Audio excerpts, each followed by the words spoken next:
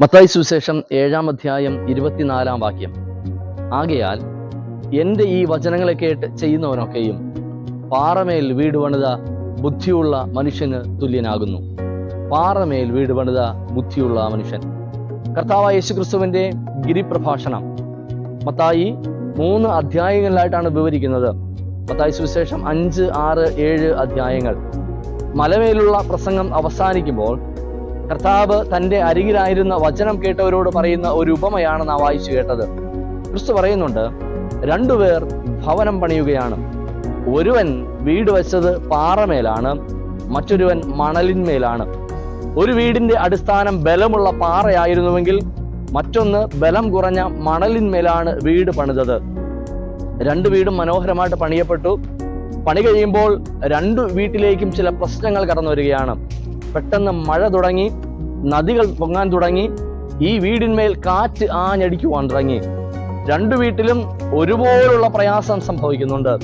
എന്നാൽ മണലിന്മേൽ അടിസ്ഥാനമുള്ള ഭവനം വീണുപോയി, പാറമേൽ അടിസ്ഥാനമുള്ള ഭവനം നിലനിന്നു.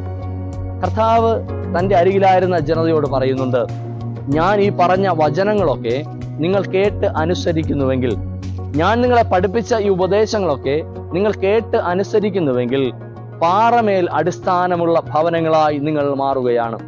പ്രിയമുള്ളവരെ, ഈ ലോകത്തിൽ പ്രതികൂലങ്ങളും പ്രതിസന്ധികളും എല്ലാവരുടെയും ജീവിതത്തിൽ സംഭവിക്കും.